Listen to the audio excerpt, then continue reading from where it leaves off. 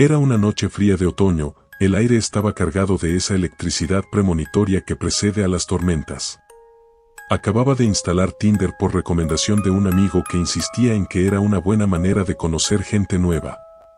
Después de deslizar hacia la derecha e izquierda un rato, me topé con el perfil de Elena, una mujer de mirada intensa y sonrisa cautivadora. Algo en su mirada me atrajo de inmediato, y no dudé en darle like. Para mi sorpresa, instantáneamente obtuve un match, y poco después, ella inició la conversación. Elena era ingeniosa y tenía un sentido del humor negro que coincidía perfectamente con el mío. Después de varios días de mensajes, decidimos encontrarnos en persona.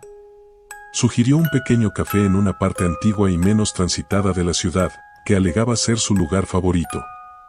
La idea me pareció perfecta para una primera cita, íntimo y un poco apartado. Llegué primero y me acomodé en una mesa al fondo, desde donde podía ver la puerta. El reloj avanzaba y con cada minuto que pasaba, mi nerviosismo aumentaba. Finalmente, la vi entrar. Elena era incluso más impresionante en persona, vestida con un sencillo vestido negro y una chaqueta de cuero. Nos saludamos con un abrazo que, aunque breve, me dejó un inexplicable sentimiento de intranquilidad. La conversación fluyó con naturalidad, pero no pude evitar notar ciertos detalles extraños. Elena evitaba hablar de su vida personal y se centraba en temas oscuros y macabros, como antiguos rituales y leyendas urbanas. A medida que la noche avanzaba, su comportamiento se volvía más errático. Reía en momentos inapropiados y miraba constantemente hacia la puerta, como si esperara a alguien más. Intrigado y un poco asustado, decidí ignorar mis instintos y continuar con la cita, atribuyendo su comportamiento a los nervios del primer encuentro. Fue entonces cuando Elena propuso dar un paseo por el casco antiguo, sugiriendo que quería mostrarme un lugar especial. A pesar de las alarmas en mi cabeza, accedí.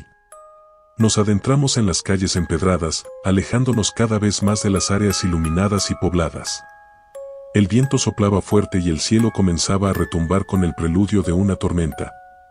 Elena se detuvo frente a una antigua casa de aspecto abandonado, con las ventanas tapiadas y la pintura descascarada. ¿Ves este lugar?, dijo con una sonrisa que no alcanzaba a tocar sus ojos. Dicen que aquí ocurrió un asesinato brutal hace años. Una mujer fue encontrada en el sótano, desmembrada. Nunca encontraron al culpable. Su relato, lejos de asustarme, despertó mi curiosidad de estudiante de criminología. Le pregunté más detalles, y ella accedió a contarme la historia completa, pero con una condición: que entráramos a la casa. Movido por una mezcla de adrenalina y temor, acepté. Elena sacó una llave antigua y abrió la pesada puerta de madera. El interior olía a moho y abandono. Con nada más que la luz de nuestros celulares, exploramos la planta baja, llena de escombros y sombras amenazadoras. Subimos con cautela las crujientes escaleras de madera hacia el segundo piso. Allí, Elena se detuvo de repente. ¿Sabes? Dicen que el espíritu de la mujer todavía ronda por aquí, buscando venganza, susurró, su voz un hilillo de sonido en la oscuridad creciente. Fue entonces cuando las cosas se pusieron verdaderamente extrañas. Elena comenzó a recitar algo en un idioma que no reconocía, su voz elevándose por encima del viento que aullaba afuera. Sin previo aviso, se volvió hacia mí, sus ojos brillando con una intensidad febril que nunca antes había visto. «¡Corre!», fue lo único que atiné a decir, empujándola lejos de mí mientras retrocedía hacia las escaleras. Corrí como nunca en mi vida, tropezando en la oscuridad, sintiendo como Elena me perseguía con pasos rápidos. Justo cuando alcanzaba la puerta, un relámpago iluminó la noche y vi su silueta a pocos metros detrás de mí. Con un último esfuerzo, salí de la casa y corrí bajo la lluvia torrencial hacia la seguridad de las luces de la calle. Desde esa noche, eliminé mi perfil de Tinder y nunca más volví a ese barrio. A veces, cuando el viento sopla fuerte, creo escuchar su voz, llamándome desde la oscuridad, invitándome a volver a la casa abandonada. Pero lo que más temo es que, tal vez, la verdadera historia de terror no ha hecho más que comenzar. Los días siguientes a esa aterradora noche fueron inquietantes. A pesar de haber escapado, el miedo no me dejaba en paz. Empecé a notar pequeñas anomalías en mi vida cotidiana. Cosas fuera de lugar en mi apartamento, sombras fugaces que veía por el rincón del ojo, y un persistente sentimiento de ser observado. Pensé que era mi mente tratando de procesar el trauma, hasta que recibí el primer mensaje. Era un simple hola en mi teléfono, pero el número no estaba registrado. Respondí, preguntando quién era, y la respuesta heló mi sangre, una amiga que dejaste atrás aquella noche. No podía ser Elena, había bloqueado su número. ¿Cómo había conseguido un nuevo número? ¿Cómo sabía mi número? Intenté ignorar el mensaje, pensando que tal vez era una broma de mal gusto de alguien que sabía lo que había pasado. Pero los mensajes continuaron, cada uno más perturbador que el anterior, detalles que solo alguien que había estado allí esa noche podría saber. Decidí ir a la policía, aunque dudaba que pudieran hacer algo. Les conté sobre la cita, la casa, los mensajes. El detective que tomó mi declaración pareció escéptico pero prometió investigar. Mientras tanto, me aconsejó cambiar mi número y asegurarme de que mi apartamento estuviera seguro. Cambiar mi número me dio una breve pausa en los mensajes, pero no duró mucho. Una semana después, mientras volvía del trabajo, noté que alguien me seguía. Era una figura alta, envuelta en un abrigo oscuro, casi mezclándose con la noche.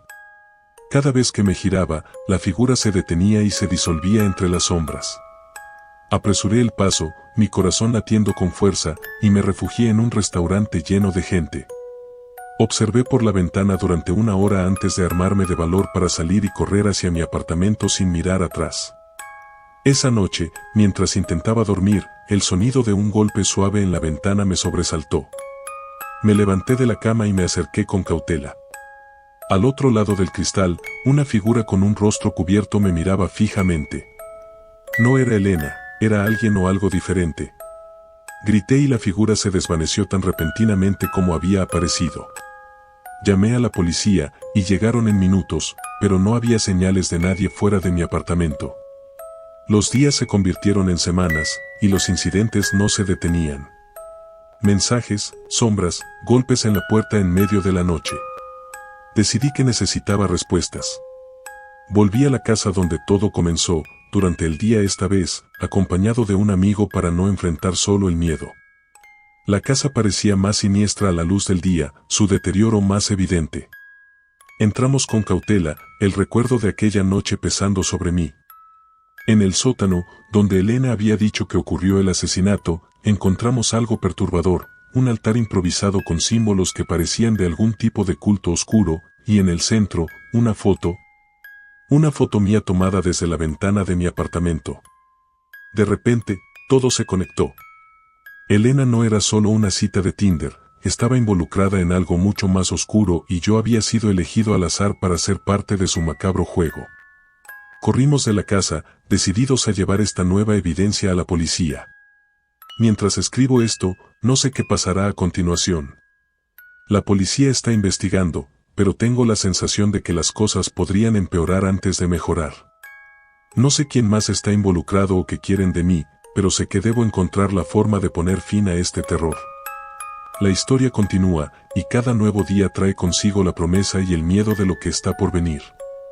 Después de entregar la evidencia a la policía, pasé varios días en un estado constante de alerta, saltando al menor ruido, cada sombra en la esquina de mi visión me hacía girar esperando ver a alguien allí. La policía había intensificado su investigación, y un detective especializado en casos relacionados con cultos y actividades paranormales fue asignado al caso. Me aseguraron que harían todo lo posible para protegerme y resolver la situación. Sin embargo, a pesar de sus esfuerzos, los eventos extraños no cesaron. Una noche, recibí un video enviado a mi nuevo número, que solo la policía y unos pocos amigos conocían.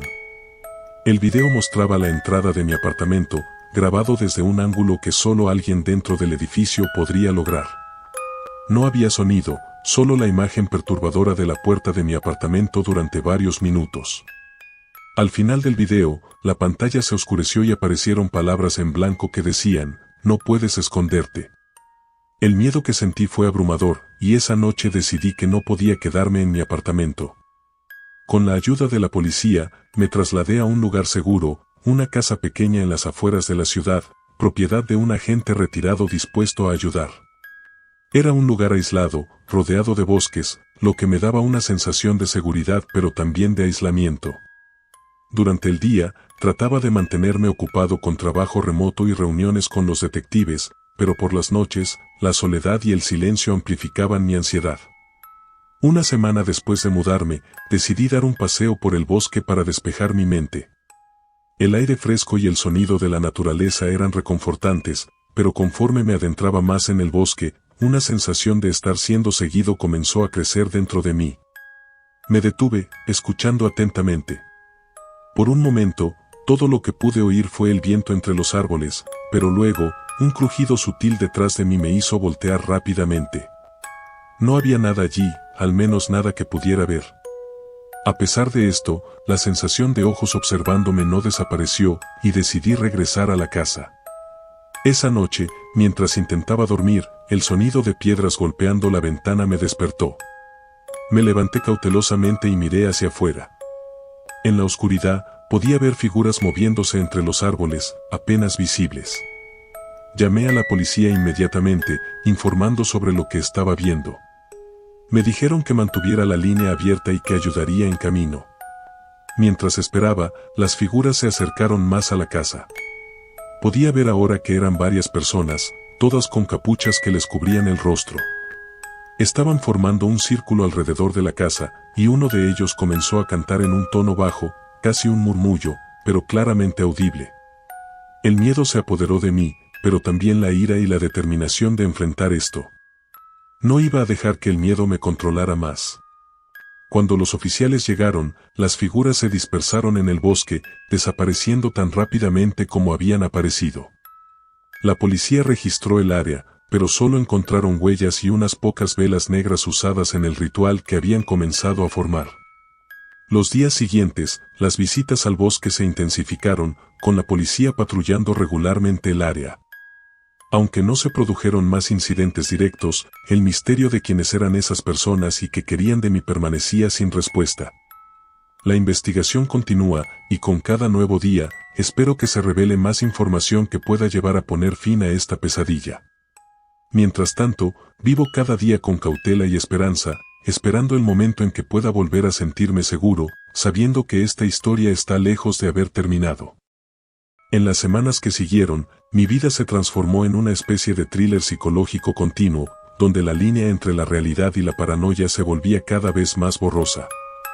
La policía mantenía una vigilancia constante alrededor de la casa segura, pero no lograron capturar a ninguno de los individuos que me acechaban. A pesar de su presencia, sentía que la amenaza era inevitable y que los acosadores siempre estaban un paso adelante. Un día, recibí un paquete sin remitente en la puerta de la casa segura.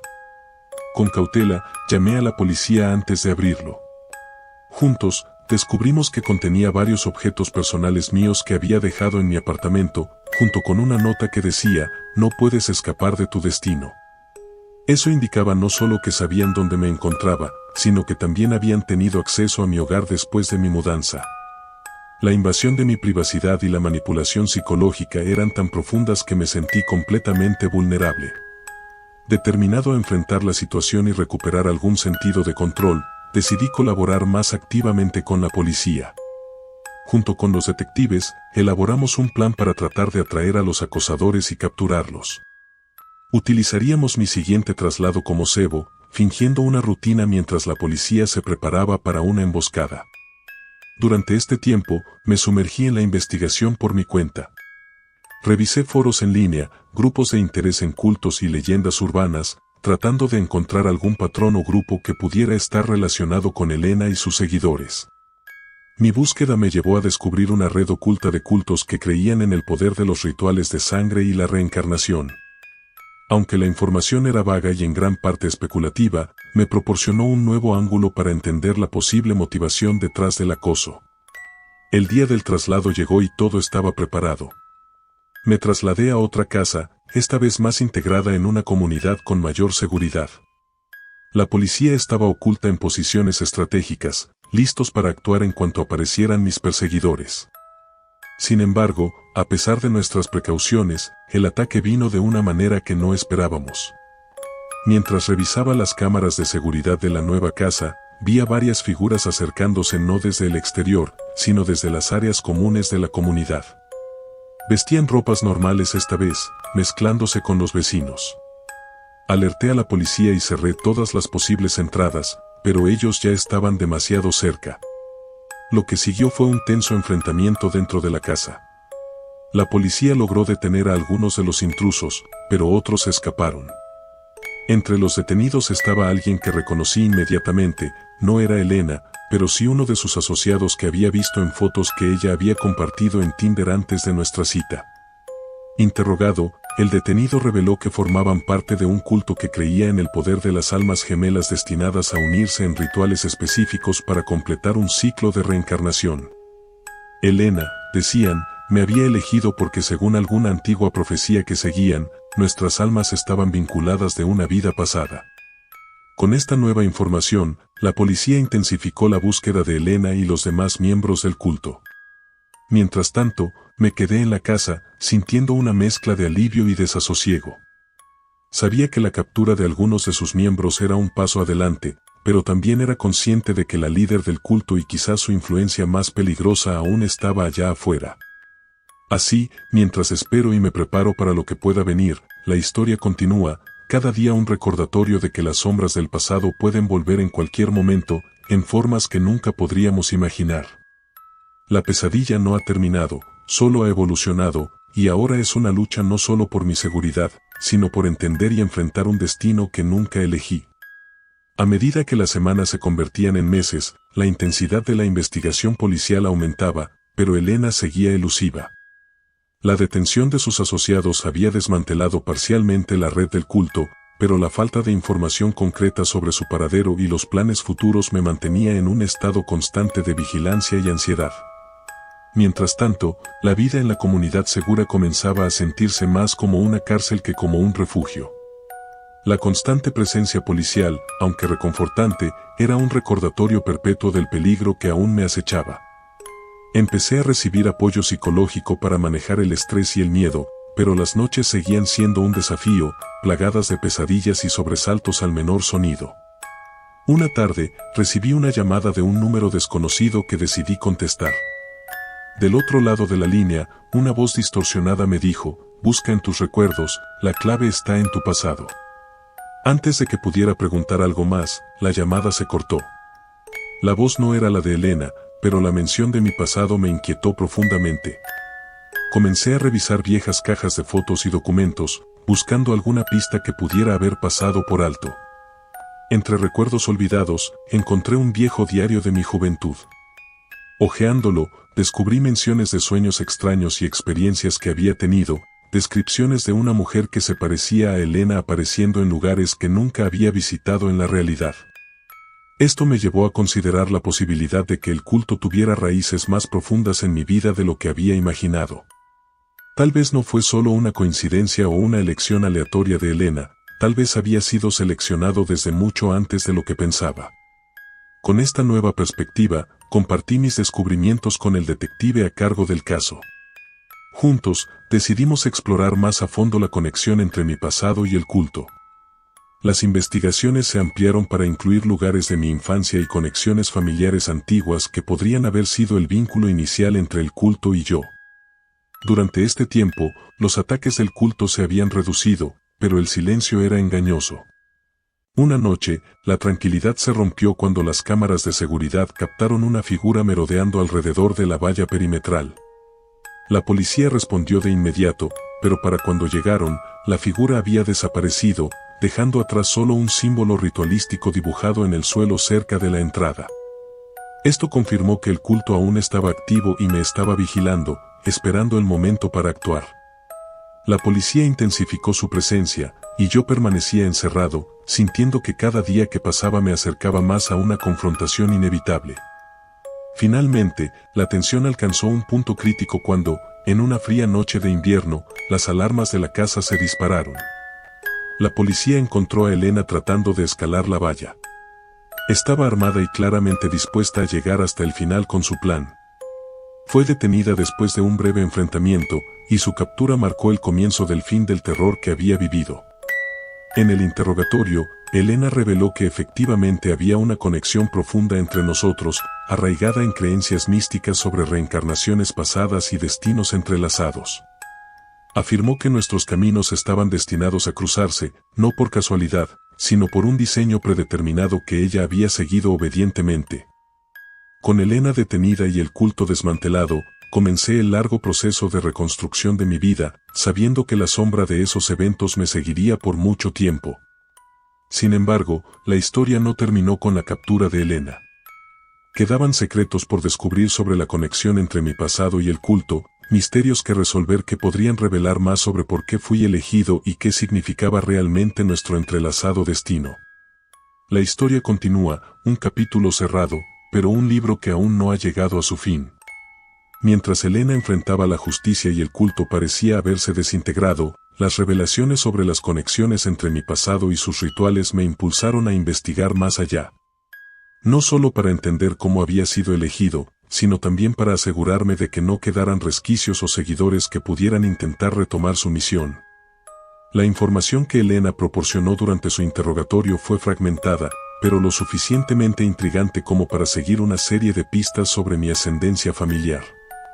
Me sumergí en archivos antiguos, registros de nacimientos, matrimonios y defunciones, buscando cualquier indicio de mi linaje que pudiera haber cruzado caminos con el culto o sus creencias en vidas pasadas y destinos predeterminados.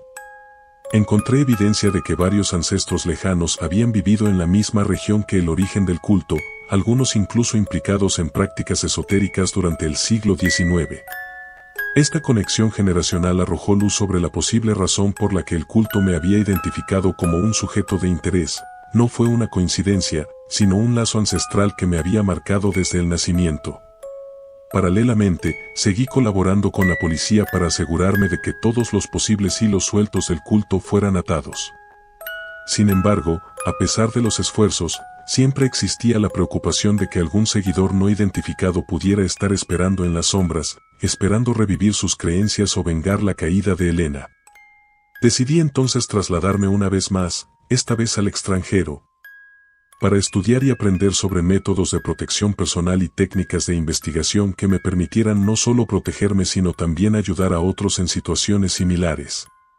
Durante mi estancia en Europa, tomé cursos de seguridad personal y asistí a conferencias sobre cultos y sectas, lo que me proporcionó una red de contactos y recursos que podría utilizar en caso de necesidad.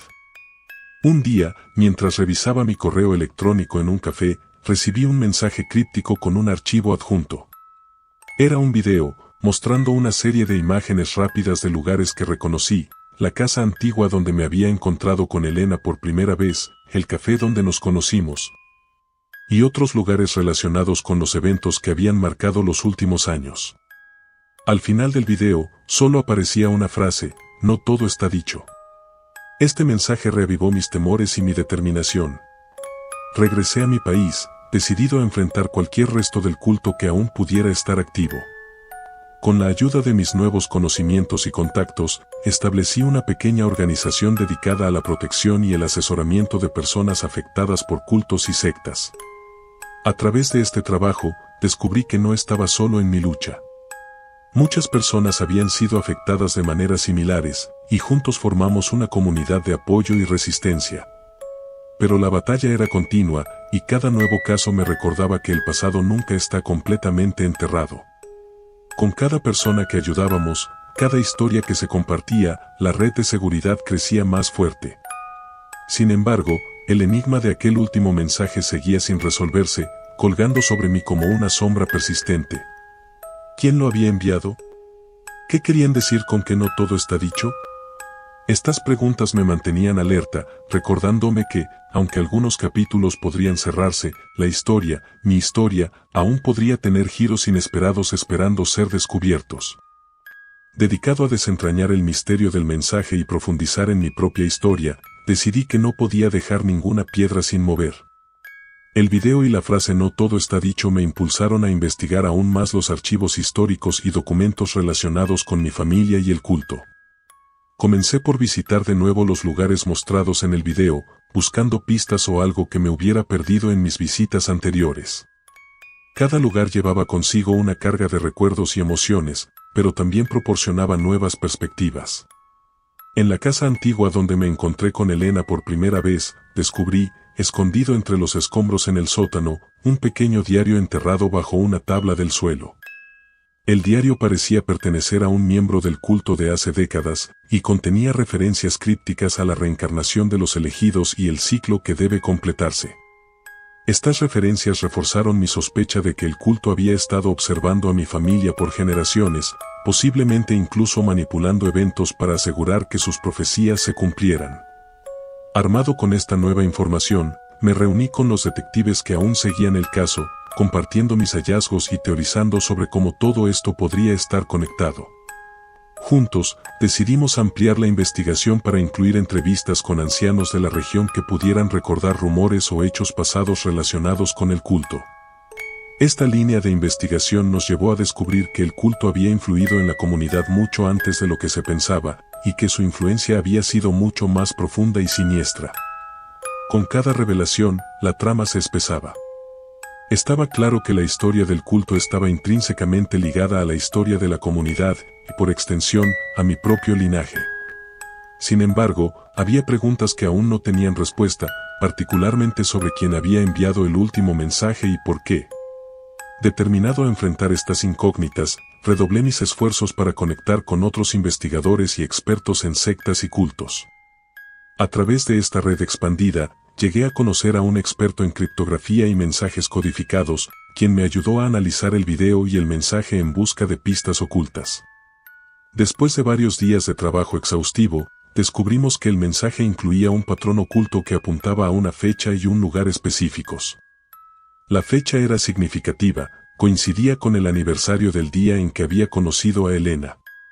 El lugar, una remota capilla en ruinas en las afueras de la ciudad, no me era familiar, pero sabía que tenía que ir allí.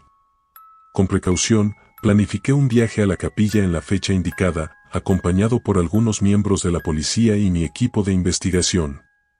Al llegar, encontramos la capilla en un estado de abandono casi completo, con la naturaleza reclamando el edificio.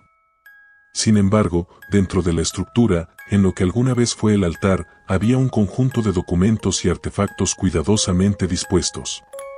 Eran registros del culto, detallando no solo sus rituales y creencias sino también una lista de elegidos a lo largo de los años. Mi nombre estaba allí, junto con los de antepasados que nunca había conocido. Mientras examinábamos los documentos, una figura encapuchada apareció en la entrada de la capilla. Era el enviado del mensaje, un ex miembro del culto que había decidido romper su silencio.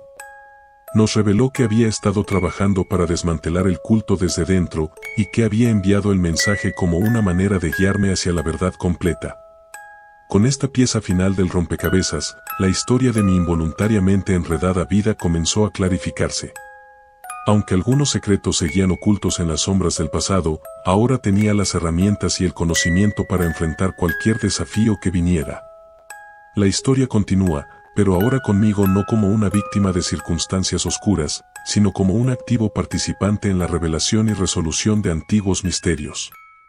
Con el exmiembro del culto, a quien llamaré Marcos, a mi lado, la investigación tomó un nuevo rumbo. Marcos era una fuente invaluable de información, alguien que había visto desde dentro cómo operaba el culto y que había tomado la decisión consciente de dejarlo atrás debido a desacuerdos morales y el miedo a las consecuencias de sus acciones.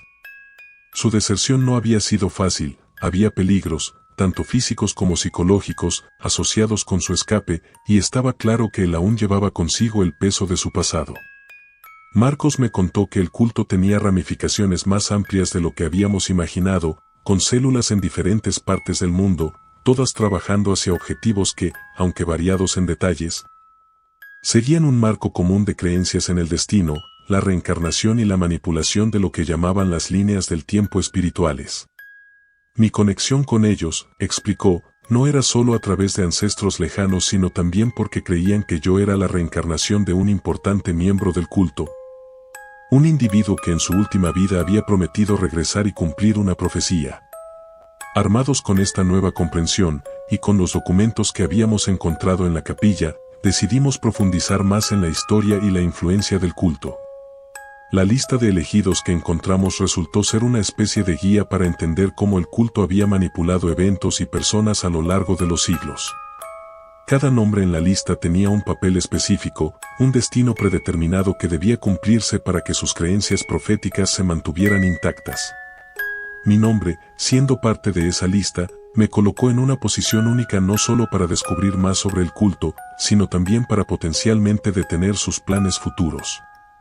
Con Marcos y un equipo de investigadores y oficiales de policía, comenzamos a rastrear las células activas del culto, utilizando tanto los métodos tradicionales de investigación policial como tácticas más encubiertas, aprendidas de Marcos y adaptadas a nuestras necesidades. La búsqueda nos llevó por todo el mundo, desde pequeñas comunidades rurales en Europa hasta ciudades bulliciosas en Asia y América. En cada lugar, descubrimos más piezas del rompecabezas, otros elegidos, artefactos místicos y documentos que detallaban rituales y eventos planeados, muchos de los cuales estaban diseñados para coincidir con alineaciones astronómicas específicas o fechas históricas importantes. Durante este tiempo, también me enfoqué en aprender más sobre cómo protegerme y proteger a los demás de la influencia del culto. Estudié técnicas de protección psíquica y espiritual, y con la ayuda de expertos en esoterismo y religiones comparadas, comencé a entender mejor no solo las creencias del culto sino también cómo contrarrestarlas.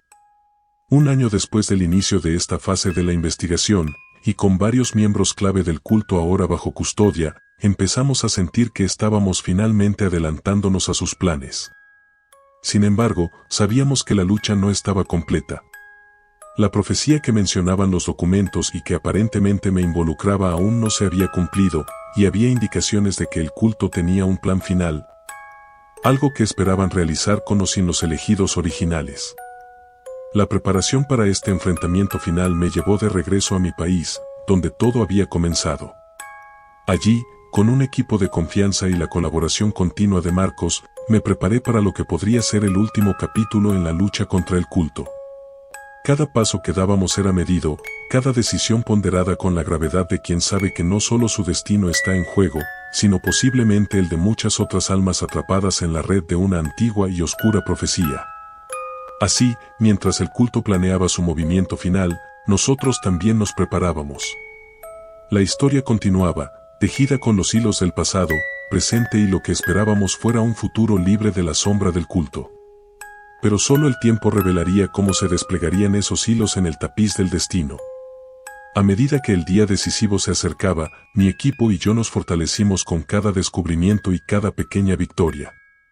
Habíamos logrado desmantelar gran parte de la red del culto, pero sabíamos que la batalla final sería la más desafiante. Los documentos antiguos que habíamos recopilado sugerían que el culto planeaba un último ritual, uno que creían que consolidaría su influencia sobre las líneas del tiempo espirituales y sellaría la profecía. La fecha y el lugar estaban claros gracias a las pistas dejadas intencionalmente ambiguas pero finalmente descifradas por nuestro experto en criptografía. La ubicación era un sitio antiguo conocido por sus fuertes energías ley, un campo en las afueras de la ciudad donde se cruzaban varias líneas energéticas del planeta. El culto creía que realizar su ritual en este punto potenciaría sus efectos, asegurando el cumplimiento de la profecía. Armados con todo nuestro conocimiento y apoyo, incluyendo la asistencia de expertos en fenómenos paranormales y rituales de protección, nos dirigimos al sitio en la víspera del día señalado. La noche era tranquila, pero la tensión en el aire era palpable, cada miembro del equipo consciente del peso de lo que estaba en juego. Al llegar, encontramos que el culto ya había comenzado a congregarse. Vestidos con túnicas ceremoniales, formaban un círculo alrededor de un antiguo altar de piedra. Sin embargo, al vernos llegar, el ritual se detuvo.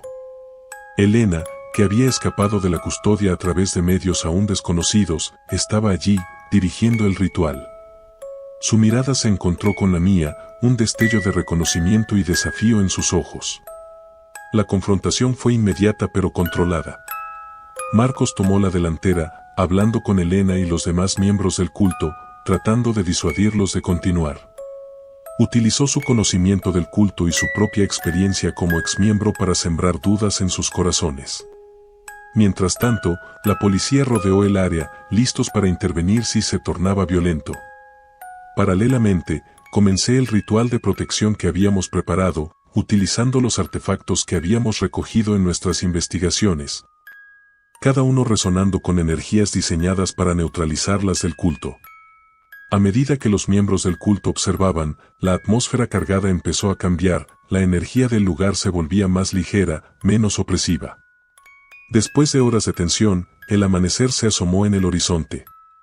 Elena, viendo que su ritual había sido interrumpido y que muchos de sus seguidores empezaban a dispersarse, disuadidos por Marcos y la presencia policial, se rindió. La policía la tomó bajo custodia una vez más, junto con los miembros del culto que decidieron permanecer. Con el culto finalmente desmantelado, el alivio fue palpable entre todos los que habían estado involucrados. Habíamos evitado un posible desastre, y aunque el camino había sido largo y plagado de desafíos, sentí una profunda paz sabiendo que habíamos cambiado el curso de lo que había sido predicho por una fuerza oscura y manipuladora. La historia terminó con la dispersión de las últimas sombras del culto al amanecer.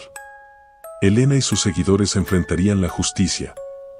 Y el sitio que una vez fue elegido para un ritual oscuro se convirtió en un lugar de reunión para aquellos interesados en aprender sobre las energías ley y la protección espiritual.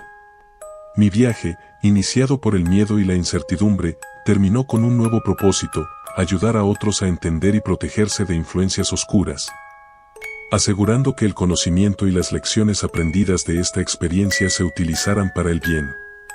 Así, mientras el sol ascendía, marcando el inicio de un nuevo día, miré hacia el horizonte, agradecido por la paz recuperada y decidido a seguir adelante, llevando conmigo las lecciones de valentía, conocimiento y esperanza.